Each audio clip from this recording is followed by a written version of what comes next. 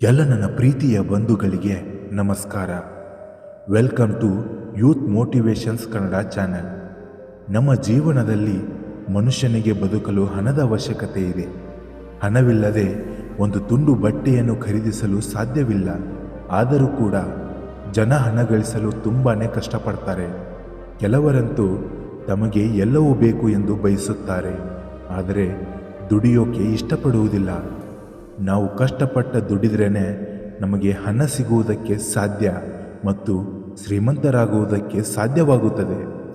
ಇವತ್ತಿನ ಟಾಪಿಕ್ ಏನೆಂದರೆ, ಗೌತಮ ಬುದ್ಧರ ಈ ಕತೆ ಕೇಳಿದರೆ ನೀವು ಜೀವನದಲ್ಲಿ ಎಂದಿಗೂ ಬಡತನದಿಂದ ಕೊರಗುವುದಿಲ್ಲ.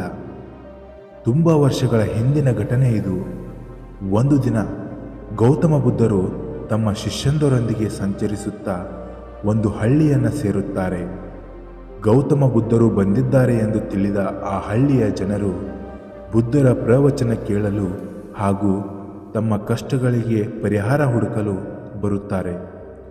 ಮುಗ್ಧರು ಆಗಿದ್ದ ಆ ಹಳ್ಳಿಯ ಜನರು ತಮ್ಮ ಕಷ್ಟಗಳಿಗೆ ಪರಿಹಾರ ಕೇಳಲು ಮುಂದಾದಾಗ ಆ ಹಳ್ಳಿಯ ವ್ಯಕ್ತಿಯೊಬ್ಬ, ಪೂಜ್ಯರೇ, ಈ ಹಳ್ಳಿ ಬಹಳ ಬಡತನದ ಹಳ್ಳಿ.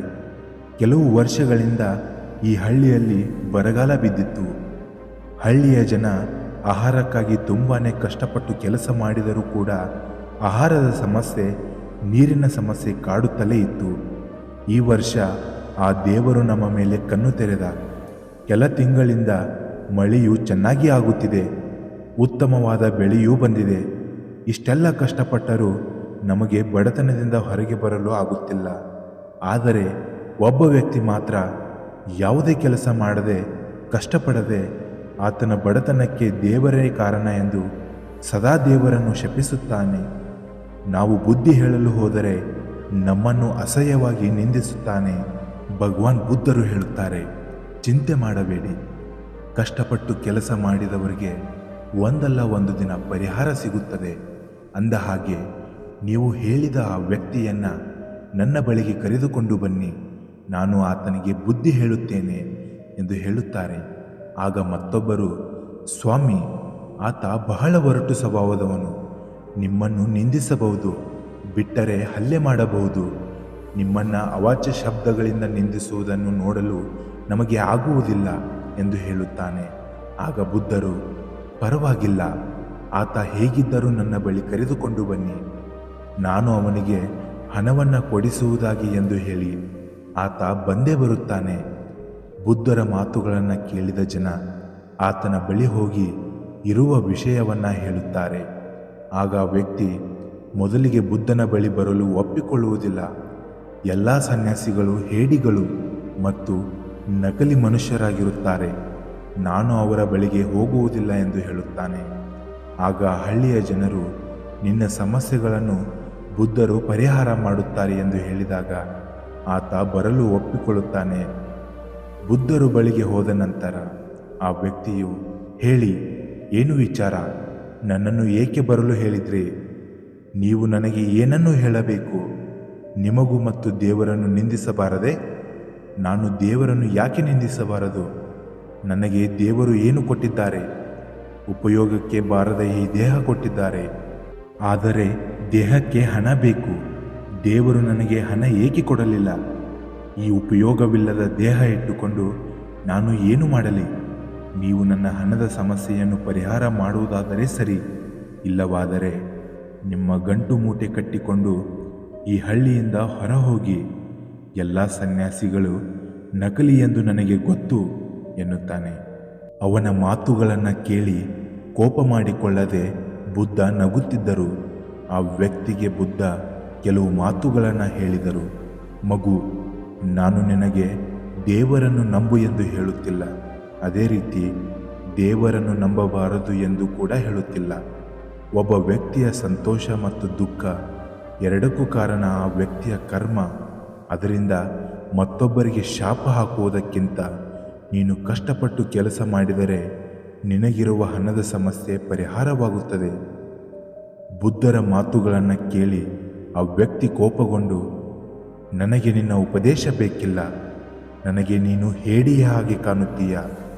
ನಾನು ಇಲ್ಲಿಗೆ ಬಂದದ್ದು ಹಣ ಸಿಗುತ್ತದೆ ಎನ್ನುವ ನಂಬಿಕೆಯಿಂದ. ನೀನು ನನ್ನ ಹಣದ ಸಮಸ್ಯೆಯನ್ನು ಪರಿಹಾರ ಮಾಡುವುದಾದರೆ ಹೇಳು, ಇಲ್ಲವಾದರೆ ಇಲ್ಲಿಂದ ಜಾಗ ಖಾಲಿ ಮಾಡು.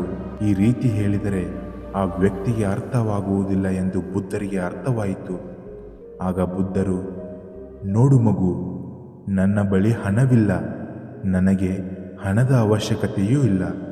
ಆದರೆ ನನಗೆ ಒಬ್ಬ ರಾಜ ಗೊತ್ತು, ಅವನಿಂದ ನಾನು ನಿನಗೆ ಹಣ ಕೊಡಿಸಬಹುದು. ಆದರೆ ಹಣಕ್ಕೆ ಪ್ರತಿಯಾಗಿ ನೀನು ರಾಜನಿಗೆ ಏನನ್ನಾದರೂ ಕೊಡಬೇಕು ಎನ್ನುತ್ತಾರೆ. ಆಗ ಆ ವ್ಯಕ್ತಿ, ಏನು, ರಾಜನಿಗೆ ನಾನು ಏನನ್ನು ಕೊಡಲಾಗುತ್ತದೆ? ರಾಜನಿಗೆ ಕೊಡಲು ನನ್ನ ಬಳಿ ಏನೂ ಇಲ್ಲ. ಆಗ ಬುದ್ಧರು, ರಾಜನಿಗೆ ಒಬ್ಬ ಮಗನಿದ್ದಾನೆ, ಅವನು ಹುಟ್ಟು ಕುರುಡು, ಆತನಿಗೆ ಕಣ್ಣುಗಳ ಅವಶ್ಯಕತೆ ಇದೆ. ನೀನು ನಿನ್ನ ಕಣ್ಣುಗಳನ್ನು ಕೊಟ್ಟರೆ ರಾಜ ನಿನಗೆ ನಿನ್ನ ದೇಹದ ತೂಕದಷ್ಟು ಚಿನ್ನಾಭರಣಗಳನ್ನು ಕೊಡುತ್ತಾನೆ. ನಂತರ ನೀನು ನಿನ್ನ ಜೀವನವನ್ನು ಸುಲಭವಾಗಿ ಕಳೆಯಬಹುದು ಎನ್ನುತ್ತಾರೆ. ಮತ್ತೆ ಕೋಪಗೊಂಡ ಆ ವ್ಯಕ್ತಿ, ನೀನು ಏನು ಹೇಳುತ್ತೀಯ? ನಾನು ನನ್ನ 2 ಕಣ್ಣುಗಳನ್ನು ಕೊಡಬೇಕಾ? ನಾನು ಯಾಕೆ ನನ್ನ ಕಣ್ಣನ್ನು ಯಾರಿಗಾದರೂ ಕೊಡಬೇಕು? ನಾನು ನನ್ನ ಕಣ್ಣನ್ನು ಯಾರಿಗೂ ಕೊಡುವುದಿಲ್ಲ. ಅವರು ಎಷ್ಟು ಹಣ ಕೊಟ್ಟರೂ ಸರಿ, ನಾನು ನನ್ನ ಕಣ್ಣನ್ನು ಕೊಡುವುದಿಲ್ಲ. ಆಗ ಬುದ್ಧರು ಹೇಳ್ತಾರೆ, ಅದಕ್ಕೆ ಪ್ರತಿಯಾಗಿ ನಿನಗೆ ಸಾಕಷ್ಟು ಹಣ ಸಿಗುತ್ತದೆ, ನಿನಗೆ ಹಣ ಬೇಡವೇ ಎನ್ನುತ್ತಾರೆ. ಆಗ ಆ ವ್ಯಕ್ತಿಯು, ಹೌದು, ನನಗೆ ಹಣ ಬೇಕು, ಆದರೆ ಹಣಕ್ಕಾಗಿ ನನ್ನ ಕಣ್ಣನ್ನು ಮಾರಾಟ ಮಾಡುವುದಿಲ್ಲ. ನನಗೆ ಕಣ್ಣೇ ಇಲ್ಲದೆ ಹೋದರೆ ಹಣ ಇಟ್ಟುಕೊಂಡು ನಾನು ಏನು ಮಾಡಲಿ ಎನ್ನುತ್ತಾನೆ. ಸರಿ, 2 ಕಣ್ಣುಗಳು ಅಲ್ಲದೆ ಹೋದರೂ 1 ಕಣ್ಣನ್ನು ಕೊಟ್ಟರೂ ಕೂಡ ನಿನ್ನ ದೇಹದ ತೂಕದಷ್ಟು ಚಿನ್ನದ ನಾಣ್ಯಗಳನ್ನು ರಾಜನಿಂದ ನಾನು ಕೊಡಿಸುತ್ತೇನೆ ಎಂದು ಹೇಳುತ್ತಾರೆ ಭಗವಾನ್ ಬುದ್ಧರು. ಆಗ ಆ ವ್ಯಕ್ತಿ, ನಿನಗೆ ಹುಚ್ಚು ಹಿಡಿದಿದೆಯೇ? ಎಷ್ಟೇ ಚಿನ್ನದ ನಾಣ್ಯ ಕೊಟ್ಟರೂ ನಾನು ನನ್ನ 1 ಕಣ್ಣನ್ನು ಸಹ ಕೊಡುವುದಿಲ್ಲ. ನನ್ನ ಕಣ್ಣುಗಳಿಗೆ ಬೆಲೆ ಕಟ್ಟಲು ಆಗುವುದಿಲ್ಲ. ನನ್ನ ಕಣ್ಣುಗಳನ್ನು ಹೇಗೆ ಮಾರಾಟ ಮಾಡಲಿ ಎಂದು ಹೇಳುತ್ತಾನೆ. ಆಗ ಬುದ್ಧರು, ನಿನ್ನ ಕಣ್ಣಿನ ಬೆಲೆ ಎಷ್ಟು ಎಂದು ಹೇಳು, ನಾನು ರಾಜನಿಂದ ಕೊಡಿಸುತ್ತೇನೆ ಎನ್ನುತ್ತಾರೆ. ಆಗ ಆ ವ್ಯಕ್ತಿಯು, ಇಲ್ಲಿಗೆ ನಿಲ್ಲಿಸು, ನನ್ನ ಕಣ್ಣುಗಳು ಅಮೂಲ್ಯವಾದದ್ದು. ಈ ವಿಚಾರವನ್ನು ನೀನು ಇಲ್ಲಿಗೆ ಬಿಟ್ಟು ಬಿಡು. ನನಗೆ ಹಣ ಬೇಡ. ಯಾವುದೇ ಕಾರಣಕ್ಕೂ ನಾನು ನನ್ನ ಕಣ್ಣುಗಳನ್ನು ಮಾರಾಟ ಮಾಡುವುದಿಲ್ಲ ಎನ್ನುತ್ತಾನೆ ಆ ವ್ಯಕ್ತಿ. ಆಗ ಬುದ್ಧರು ಹೇಳಿದರು, ಮಗು, ಕೆಲ ಸಮಯದ ಹಿಂದೆ ನೀನು ನಿನ್ನ ದೇಹವನ್ನು ಉಪಯೋಗಕ್ಕೆ ಬಾರದೆ ಎಂದು ಹೇಳುತ್ತಿದ್ದೆ. ಈಗ ನೀನು ನಿನ್ನ ಕಣ್ಣುಗಳನ್ನು ಅಮೂಲ್ಯವಾದದ್ದು ಎಂದು ಹೇಳುತ್ತಿದ್ದೀಯ. ನಿನ್ನ ದೇಹದ ಒಂದು ಪುಟ್ಟ ಅಂಗ ನಿನ್ನ ಕಣ್ಣುಗಳು. ನಿನ್ನ ಕಣ್ಣುಗಳು ಬೆಲೆ ಕಟ್ಟಲು ಸಾಧ್ಯವಾಗದೇ ಇರುವುದು ಎನ್ನುವುದಾದರೆ ನಿನ್ನ ದೇಹ ಉಪಯೋಗಕ್ಕೆ ಬಾರದ ವಸ್ತು ಎಂದು ಹೇಗೆ ಹೇಳುತ್ತಿದ್ದೀಯಾ ಎನ್ನುತ್ತಾರೆ ಗೌತಮ ಬುದ್ಧರು. ಬುದ್ಧರ ಹೇಳಿದ ಮಾತುಗಳನ್ನು ಕೇಳಿದ ಆ ವ್ಯಕ್ತಿ ಅಳಲು ಶುರು ಮಾಡುತ್ತಾನೆ. ಹಾಗೆ ಬುದ್ಧರಿಗೆ ಕ್ಷಮೆ ಕೇಳಿ ಹೊರಟು ಹೋಗುತ್ತಾನೆ. ಈ ಕಥೆಯ ಮೂಲಕ ನಾವು ತಿಳಿದುಕೊಳ್ಳಬೇಕಾದ ವಿಷಯವೇನೆಂದರೆ, ಸುಮ್ಮನೆ ಕುಳಿತರೆ ದುಡ್ಡು ಬರುವುದಿಲ್ಲ. ಕಷ್ಟಪಟ್ಟು ದುಡಿಯಬೇಕು. ನಿಷ್ಠೆ, ಪ್ರಾಮಾಣಿಕತೆ, ಒಳ್ಳೆಯತನ ಇದ್ದರೆ ಬಡತನ ನಿರ್ಮೂಲನೆ ಆಗುತ್ತದೆ.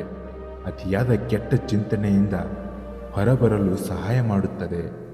ಈ ವಿಡಿಯೋ ನಿಮಗೆ ಇಷ್ಟವಾಗಿದ್ದರೆ ನಮ್ಮ ಯೂತ್ ಮೋಟಿವೇಶನ್ಸ್ ಕನ್ನಡ ಚಾನಲನ್ನು ಲೈಕ್ ಮಾಡಿ, ಸಬ್ಸ್ಕ್ರೈಬ್ ಮಾಡಿ ಹಾಗೂ ಬೆಲ್ ಐಕಾನ್ ಮೇಲೆ ಕ್ಲಿಕ್ ಮಾಡಿ. ಧನ್ಯವಾದಗಳು. ಜೈ ಹಿಂದ್, ಜೈ ಕರ್ನಾಟಕ ಮಾತೆ. ನಾನು ನಿಮ್ಮ ಅಕ್ಷಯ್, ಸೈನಿಂಗ್ ಆಫ್.